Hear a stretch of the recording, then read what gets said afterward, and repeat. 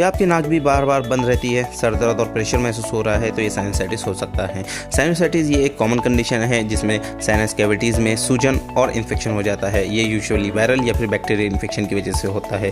इसमें सबसे important cause allergy जैसे धूल, मिट्टी, सर्दी या फिर पोल्यूशन की वजह से होते रहता है। इसके सिम्टम्स में नाक बंद रहना, प्रेशर महसूस होना, कांस्टेंट सर्दी या फिर चेहरे के ऊपर दर्द महसूस होता रहता है। बढ़ती हुई खांसी और ख़राब गले के साथ साथ फीवर भी रहता है और कांस्टेंट थकान आपको दिन भर महसूस होते रहती है। होम्योपैथी ये एलर्जी या फिर सिम्टम को पूरी तरीके से ख़त्म करती है और इससे छुटकारा दिलाती है।